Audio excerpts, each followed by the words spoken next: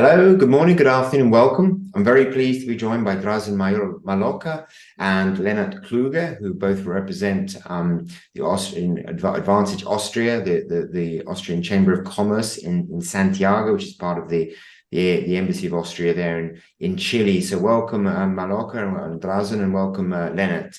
Thanks for joining me. Thank you for having us. Yeah, so you're both you're going to be down at the conference once again in World Hydrogen Latin America, which is fast approaching us, the 12th to the 14th of December, as I said, in Santiago, Chile. And you've both been involved for some time in the hydrogen market in Chile, helping to get projects off the ground. So give us a background to how you see the market and your involvement to date, and obviously the role of Austria as a partner of Chile in helping build this new industry. Of course. So once more, thank you for having us. We started 5 years ago supporting the first Austrian investor who started developing solar projects, but switched later in developing green hydrogen projects, or in the beginning it's going to be green ammonia, which will be exported around the world. And the Austrian company called Austria Energy is one of the first movers in Magallanes. They are currently developing a project, $4 billion in close to Punta Arenas, together with another Austrian company called Okowind and a strategic partner from Denmark called Copenhagen Investment Partners. So that's one role, helping our investors with all strings attached. But also we are trying to bring or to involve Austrian technology companies, helping Chile and the developers to bring this industry to the ground and to start it up with new technologies. So we help Austrian companies to sell technologies from pipes, from software, from transport and logistics for the hydrogen industry. So we try to bring them and to position them in. And the third role is Austria as a state or government is desperately in need of reliable suppliers of green energy, and Chile is promising a lot, and we count on the green hydrogen from Chile for the future and for the word reliable, I guess always reminds me you're obviously referring to Russia. So, but Lennart, the project down in Punta Arenas, for people not familiar with Chilean geography, Punta Arenas is far down in the south, past sort of Patagonia, and so I assume therefore it's amazing to be able to tap I guess renewable energy resources where you don't have to have a connection, an electricity connection, and that's clearly something that has I guess been a major issue in the past in Chile when we were building out the whole solar industry. Was there's the actual length and cost of internet of electricity connections. Are you seeing that as a major advantage now that you're actually building renewable infrastructure but able to export molecules or move molecules? I mean, yes. I mean, of course, there's an advantage to this because the reason that they build the wind parks down there in the Chilean Patagonia, which is literally at the end of the world, is because the onshore winds are so extremely strong that they can actually compete with the offshore winds in the North Sea. So you have like a competitive edge in that case. And but of course, this also comes with its own set of challenges. I mean, one set of challenges would be the infrastructure. You need to get the parts there first. And for people that don't know, there's no way to get to the Chilean Patagonia overland, like unless you want to cross into Argentina, which is a completely different challenge. Yeah. So, it's upon the Chilean government as well as the private investors to take care of these infrastructure challenges, which also include, for example, the port for the export, and there are also environmental challenges. I mean, it is going to be a long way still, but we are very confident because there is so much political and literal financial capital being invested in this that this will definitely turn out to be for the better, and Patagonia has a very privileged location for this kind of production process. Yeah.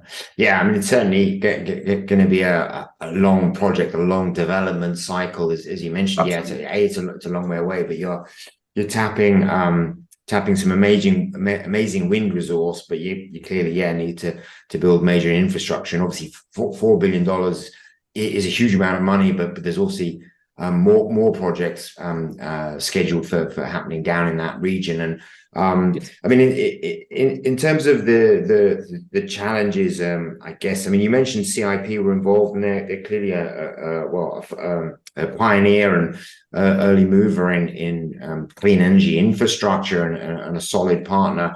But what are some of the other challenges in bringing the project forward? Do you think it's ready for financial investment decisions, or there's still some more legislation, or some more permitting, or some other challenges around helping the projects get to financial close and getting real spades in the ground, and getting the projects being built rather than just talking about them, I guess. Yeah. So I'll pick it up. I would say the permits are definitely an issue, because Patagonia was or is still a very remote part of Chile with I think there's 200,000 inhabitants in Patagonia, and they have a lot of projects coming in. There's not only the Austrian energy project. There's like HIF. There is Total. So permits, they all need permits now, and the bottleneck are permits, because the Ministry of Energy and the Ministry of Environment Protection have small structures in the south, no? And all those permits need to go through their hands. So that's one thing. But the other thing is also the social impact. It's a very remote area with nice and touristic landscapes. So when people or when investors come in and they construct their wind parks in order to produce the energy for the green hydrogen, the clean energy for the green hydrogen, this is gonna change the landscape. And although there's not a lot of people living around there, there will be opposition, I guess, from people who are into environmental protection, who are into protection of wildlife. But the challenge of all those investors will also be, apart for getting through their permits, is going to be to bring the people and the society on board. It's in their interest to have a new $1 billion industry down in a remote area. But the question is how to bring and how to convince people of the benefits for Chile in general. No? So this is going to be very interesting next 2 years to see how this is going to work out. And that's definitely a big challenge for all the investors down there. Yeah, and it obviously needs to be done well in terms of, as you mentioned, the environmental impact assessments and obviously, not disturbing wildlife and protecting potentially bird migratory corridors and a whole host of potential impacts that will need to be offset. And I guess there's also complexity. I mean, you mentioned the other projects, and I'm assuming obviously there needs to be some shared infrastructure. Clearly, the projects are going to need to share, for example, a port and develop some shared infrastructure. Again, that's a new order of guess complexity, which is just going to take time. So, but I guess the big bonus that I have when you look at Latin America in its entirety is, Chile is used to doing this. It's broken, I guess, the utility scale solar model back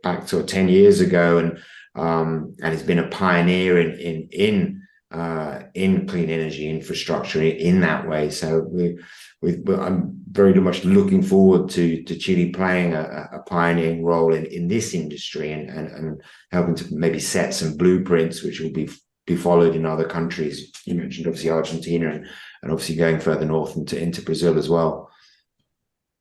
You mentioned sorry. Please. I mean, you mentioned that interesting point about the shared infrastructure. I mean, one of the main reasons that people are actually very positive that these kind of projects will have turn out well here in Chile is that Chile is a country with a tremendous experience when it comes to exporting, which is true. Which is true. Now we're talking about a different kind of product here because Chile is usually mostly has a lot of experience in exporting goods and services, but mostly goods. So we're talking about container loads. This is a completely different ballgame. So which means that we have a lot of existing industrial ports, such as in the north, for example, Magallanes, just to name one, which also has to make certain adaptations in order to be able to export hydrogen either in its gaseous or in its liquid form, which presents its own sets of challenges. But there are actually I know of one project up there in the north that is tackling the issue of shared infrastructure. As of today, I'm not aware of any such project in the south because this has also been a big talking point. Because of course, you want to avoid that every project developer builds their own port because they don't want to play ball with the other ones. So there is a project up north that's looking into this shared infrastructure, which I think personally is very interesting, and I'm following it closely. But my hope is that they will do the same thing in the south, And another important thing is also, we were talking about, if you have 2, 3 or more projects in a region that has just a fraction of the inhabitants of the country's capital, you will expect a massive influx of workers, and not only construction workers, but also engineers and everybody else who provides the ancillary services. The infrastructure down there needs to be prepared for that one as well. Schools, hospitals, public transport, if you will, all these kind of things needs to be taken into account. But again, I think there's a tremendous political will to push this through, and I do believe that they will actually pull this off. Yeah, and also I think that with the memorandum of understanding, which was signed by a couple of investors who are all in the San Gregorio area in Magallanes, together with the Chilean state oil company, who has already some existing infrastructures. We are confident that this was a good sign to pull together and to invest together in one big port facility instead of small port facilities of the singular investors. And another good sign in this memorandum of understanding, from our point of view, was that the Chilean government, through their state-owned oil company, was pushing and negotiating with the investors, and said it makes sense to have one central or 2 big central port facilities. First of all, to bring all the equipments in the second or in the long run to export the products, the hydrogen and the derivatives from Chile to the world. Yeah. Well, lots to do. Certainly, obviously lots to discuss. But certainly, a huge industry to build, and clearly it's got some strong momentum. And as I said before, Chile has a proven track record in building new industries, and certainly has a major advantages in terms of obviously the copper industry and developing a lithium industry, and now the other piece of the energy transition puzzle, which is going to be hydrogen and its derivatives. So certainly Chile is a country which is certainly got some favorable geographies, some favorable geologies. And we look forward to helping develop the industry there in Chile, and indeed seeing both yourself, Drazen, and Lennart in Chile, in Santiago, in the 12th to the 14th of December. So many thanks for taking the time out to chat to me, and we wish you and the Austrian businesses you're working with success in developing the industry. So thank you for having us. Giving us this platform. And we're looking forward to see you in December in Santiago. Yep. Many thanks. Adios. Ciao. Guten Tag. Ja, dann. Bye.